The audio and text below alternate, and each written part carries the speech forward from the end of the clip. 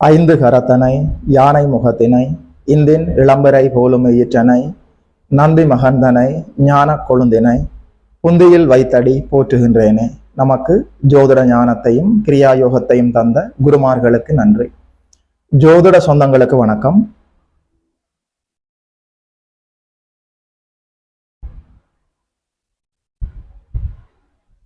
இன்றைக்கு இந்த பதிவில்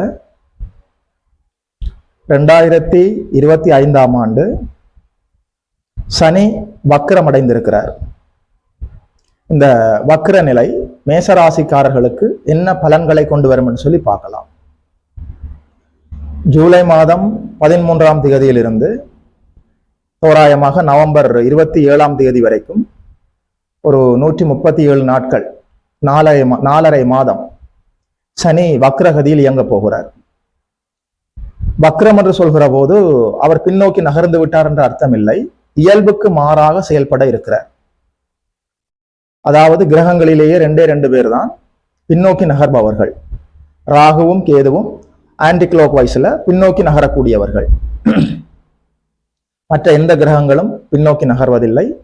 வக்ரம் என்று சொல்கிற போது பின்னோக்கி நகர்வதல்ல, இயல்புக்கு மாறாக செயல்பட போகிறார்கள் என்ற அர்த்தம்.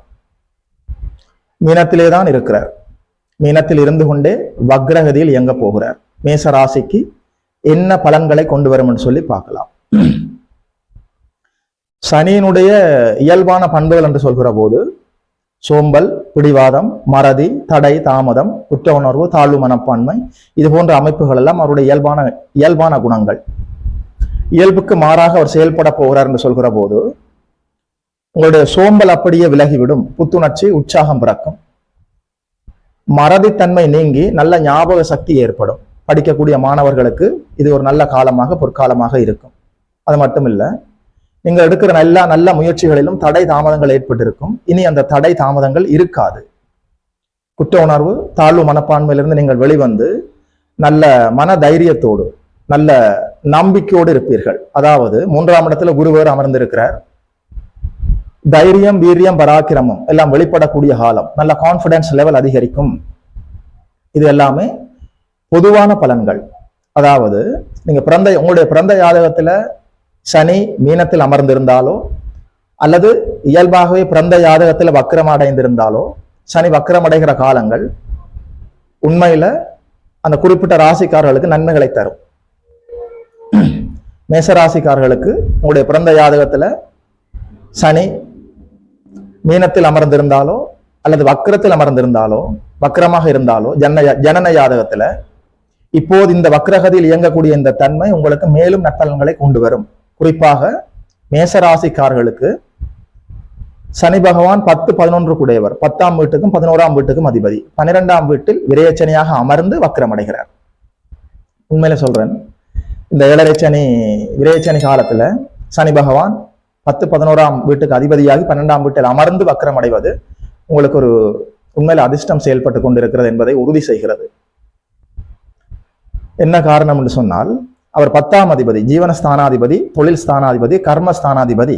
அது மட்டுமில்ல, 10ஆம் இடம் என்று சொல்கிற போது உங்களுடைய பெயர் புகழ் வெளிவட்டாரங்களில் சென்று சேர்வதில் 10ஆம் இடத்திற்கு மிகப்பெரிய பங்கு இருக்கிறது. 10ஆம் இடம் என்று சொல்கிற போது உங்களுடைய பதவி, பட்டம், ஆளுமை, அதிகாரம், அங்கீகாரம், உங்களுடைய அடையாளம், இது போன்ற அமைப்புகள் எல்லாமே 10ஆம் இடம். அதாவது தொழில் விஷயமாக, உங்களுடைய வேலை விஷயமாக என்னென்ன விஷயங்கள் எல்லாம் நீங்கள் பெண்டிங்ல, அதாவது பிறகு பார்த்து கொள்ளலாம் என்று சொல்லி ஏதோ சில காரணங்களாக தடைப்பட்டிருந்ததோ, மறுபடியும் இப்போது சனி பகவான் உங்களுக்கு ஒரு வாய்ப்பு தருகிறார். தொழிலில் முன்னேற்றமாக போகலாம், புதிய தொழில்களை நல்லபடியாக ஆரம்பிக்கலாம், தொழிலை விரிவுபடுத்தலாம், தொழில மாற்றங்களை ஏற்படுத்தலாம். இது போன்ற அமைப்புகள் இப்போது உங்களுக்கு நல்லபடியாக செயல்படும். அதாவது பட்டம் பதவிகளில் மாற்றங்கள் ஏற்பட்டாலும் அது நல்ல உயர்வான, நல்ல மதிப்பான, அழகான மாற்றமாகத்தான் இருக்கும். ஆரோக்கியமான மாற்றமாக இருக்கும். அதில் எந்த சிக்கல்களும் வரப்போவதில்லை. உங்களுடைய பெயர் புகழ் நல்லபடியாக வெளிவட்டாரங்களில் நல்லபடியாக பரவுவதற்கான வாய்ப்பு இருக்கிறது. தொழிலில் முன்னேற்றமாக போகலாம். அது மட்டுமில்ல, 11ஆம் வீட்டுக்கும் இதே சனி பகவான் மேச ராசிக்கு அதிபதியாக வருகிறார். மூத்த சகோதரர்கள், உங்களுடைய அக்கா, அண்ணா போன்றவர்கள் உங்களோட கருத்து முரண்பாட்டில் இருந்தால் இப்போது அதெல்லாம் சரியாகும்.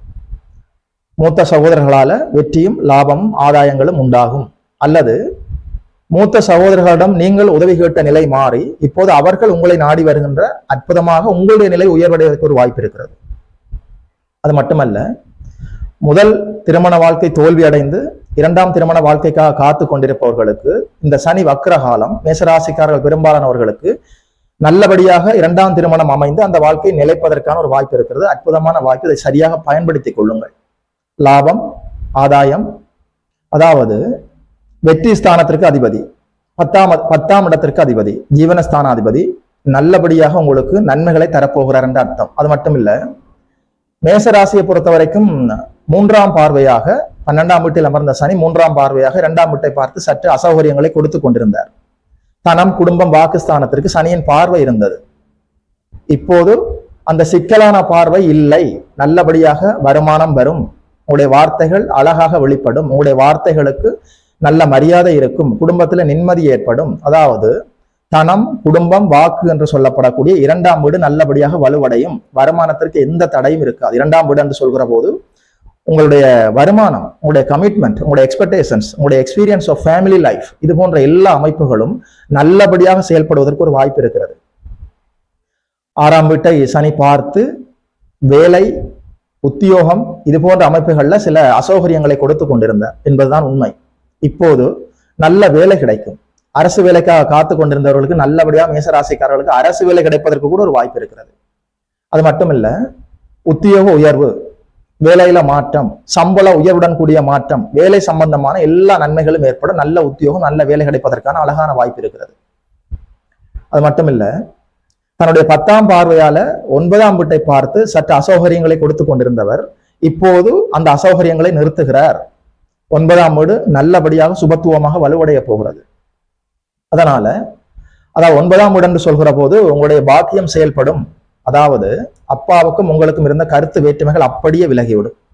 தந்தைக்கும் உங்களுக்கும் நல்ல சுமூகமான நல்ல உறவு, அன்பான உறவு ஏற்படுவதற்கான ஒரு அழகான வாய்ப்பு இருக்கிறது. அது மட்டும் இல்ல, பூர்வீக சொத்துக்களில் இருந்த தேவையற்ற வில்லங்கங்கள் எல்லாமே அப்படியே விலகி நல்லபடியாக நல்ல தீர்ப்புகள், பூர்வீக சொத்துக்கள் சம்பந்தமாக ஏதாவது கோர்ட்டு கேஸ் வழக்கில் இருந்தால் நல்லபடியாக தீர்ப்புகள் உங்களுக்கு சாதகமாக வந்து சொத்துக்கள் சம்பந்தப்பட்ட லாபங்கள் உங்களுக்கு ஏற்படுவதற்கு வாய்ப்பு இருக்கிறது.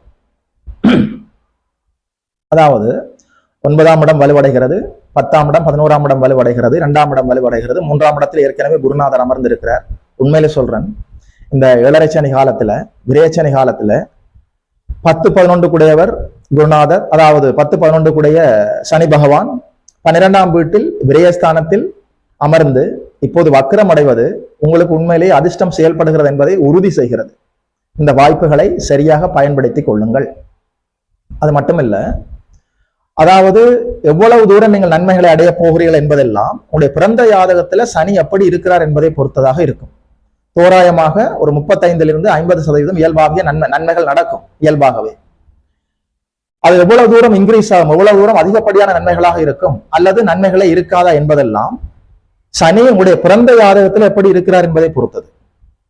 உங்களுடைய பிறந்த ஜாதகத்துல சனி பகவான் 1, 5, 9 கூடையவரா, திரிகோணாதிபதியா, அல்லது 1, 4, 7, 10 கூடைய கேந்திராதிபதியா, நிச்சயமாக நற்பலன்கள் இருக்கும். அது மட்டும் இல்ல, அவர் மீனத்தில் அமர்ந்திருக்கிறாரா, நிச்சயமாக நற்பலன்கள் இருக்கும். பிறந்த ஜாதகத்துல சனி வக்ரம் அடைந்திருக்கிறாரா, நிச்சயமாக நற்பலன்கள் இருக்கும்.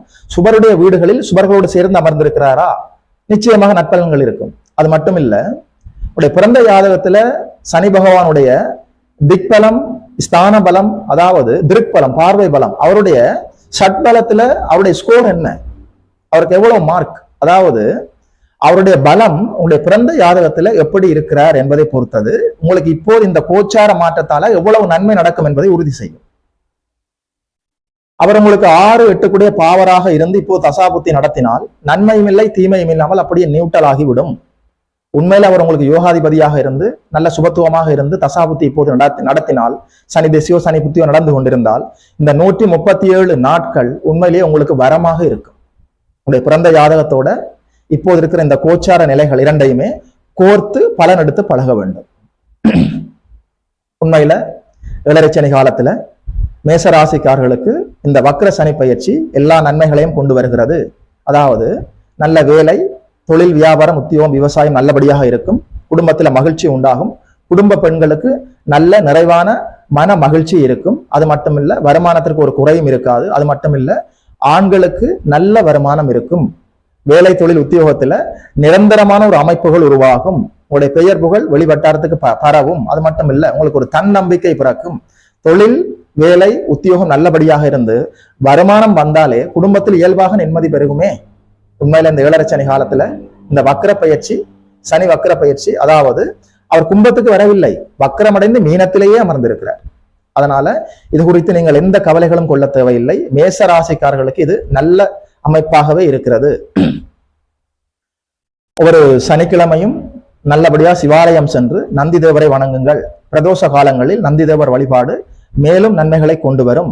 அது மட்டும் இல்ல, ஒவ்வொரு சனிக்கிழமையிலும் நீங்கள் உணவருந்துகிற போது ஒரு பிடி எடுத்து காகத்துக்கு வைத்து விட்டு சாப்பிடுங்கள். அது மட்டும் இல்ல, நீங்கள் பெருமாள் கோயிலுக்கு சென்று வழிபடுவோராக இருந்தால் கருடாழ்வாரை சென்று பார்த்து வழிபட வேண்டும். 2025ஆம் ஆண்டு சனி வக்கர பயிற்சி பலன்களை மேசராசிக்கு சொன்னதுல ஒரு ஜோதிடனாக எனக்குமே நல்ல மகிழ்ச்சி, மிக்க மகிழ்ச்சி. யோகி மதன் அஸ்ட்ரோ சென்டர் யூடியூப் சேனலை சப்ஸ்கிரைப் செய்திருக்கின்ற அனைத்து தோழர்களுக்கும் தோழிகளுக்கும் என் மனப்பூர்வமான நன்றிகள். உங்களுடைய உறவுகளோடும் நண்பர்களோடும் பகிர்ந்து கொள்ளுங்கள். இது போல இன்னும் ஒரு அற்புதமான வீடியோவில் சந்திக்கிறோம். நமஸ்கார்.